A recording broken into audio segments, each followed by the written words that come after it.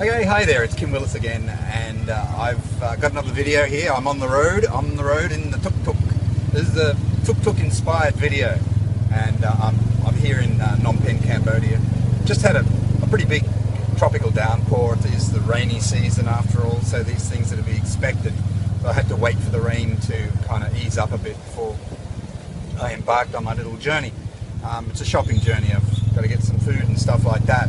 But I've got a topic for you that I think is quite important, particularly if you're running any kind of a business, home-based business, internet business, whatever.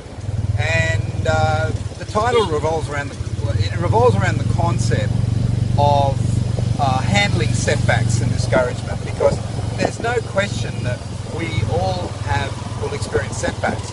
No question about that at all. It just happens. It's part of the deal, isn't it? Sometimes it feels like you're making one step forward, you're taking two steps back. Not always like that, thank God, because otherwise our business is going to fail. So I can handle two steps forward and one step back. I can handle that, but not too much of the other. Okay, so setbacks and discouragement. It's easy to get discouraged, particularly if you're a newbie. You haven't been battle hardened. Let's call it that. You're not yet tough enough, perhaps, to handle those setbacks and discouragements. All sorts of curveballs can be thrown at you, and when you least expect it. You might be going along quite well with your business, and then all of a sudden you get smacked in the mouth, right? It reminds me of a statement that the boxer Mike Tyson made once, something to do with that. You think you're good, you think you're great, wait till you get a hit in the teeth, or wait till you get a punch in the face. Then you'll know how good you are, right? So how do we handle them? How do we handle them? And you need to handle them. Otherwise, you're probably just going to end up quitting. You just won't be able to handle the discouragement or the rejection or whatever it happens to be, and you'll end up quitting. And you'll join the ever-widening list of people who, fail. And you really don't want to do that. So you need to have some strategies or tactics that you can use to overcome the problem. And one of the things that I've done, and I've been doing this home is online thing for more than 10 years, is to try and stay positive even when I get a setback. So one of the things that I used to do was to listen to a training that inspired me, something that I'd heard before perhaps, or not, maybe. Hang on, so that helped. Another thing that I used to do sometimes was to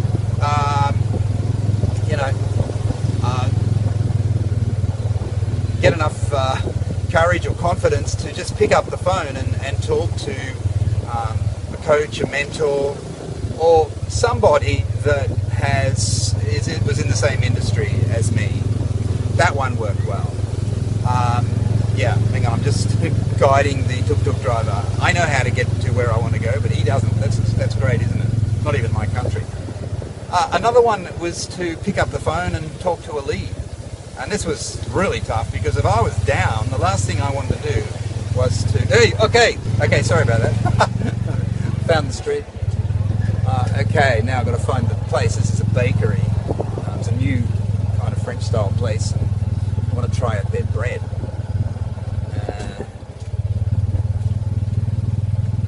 Okay, back to the topic. Okay, back on board. Got my bread. Hang on, I'll show you. Gee.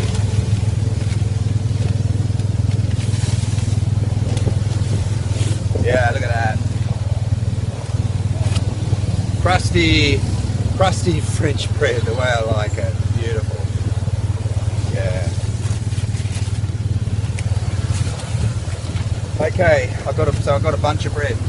Now, finishing off this topic of regarding how to overcome setbacks and obstacles and so on. As I said, talking to people, whether it's a mentor, whether it's a trusted colleague, or even a prospect, used to work great with me. And of course, listening to motivational recordings, trainings. I always find the trainings very motivational, more than the positive thinking kind of stuff, right? I always get excited by when someone is doing some training on techniques and tips and strategies, marketing strategies, because that always motivates me. Marketing, anything to do with marketing. That's the business I'm in, and that presumably is the business you're in. Okay, so that's that works well, but talking to people is the best, even though it's the hardest thing to do. Pick up the phone, particularly talking to a prospect when you're feeling down, just you're not with it at the moment, and maybe you're having a perpetual pity party. But you just got to push yourself, because that's what I did. I had down times. I had times when I did not want to do the work, particularly in the early stages. I was less disciplined then, perhaps. But I just pushed myself to do it, and which brings me to the last point. I kept thinking of my why, my reason. The reason is the most important thing of all, because that's what gets you out of bed in the morning. That's to do with your passion, your mission. And sometimes your mission doesn't have a lot to do with you. Maybe it's about helping other people get a result, or helping other people lift themselves out of, I don't know, poverty, or helping your favourite charity. You've got a cause. If you can turn what you're doing into some sort of a cause, a mission, it becomes that results in it becoming a higher purpose activity. And I always found that it's easier to be immersed in higher purpose activities than to just be focusing on money. I don't think you should do that. Unless you're one mercenary son of a bitch, I don't think you should be just focusing on money. There needs to be there needs to be a higher cause, a purpose. The feeling that you're doing good, the feeling that you're going to help people get to a better place. So if you can foster that kind of thinking, that would be awesome. So look, no one said it was going to be easy, except, I guess, the get-rich-quick promoters, but the reality is that it's not easy. It's never easy. You'll have some ups and you'll have some downs. Handling the ups is easy.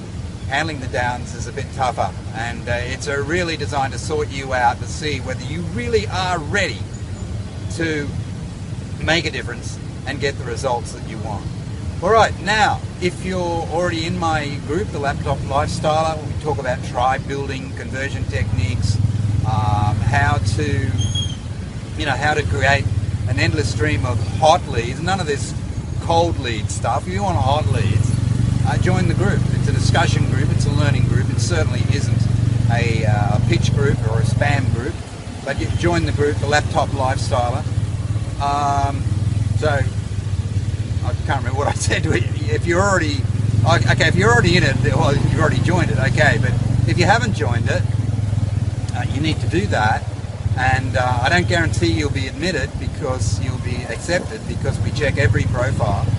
But if you're a quality kind of a person, and you project that quality through your Facebook page or whatever, yeah, you will be accepted, no problem. But that's what you should do, because you get involved with the community.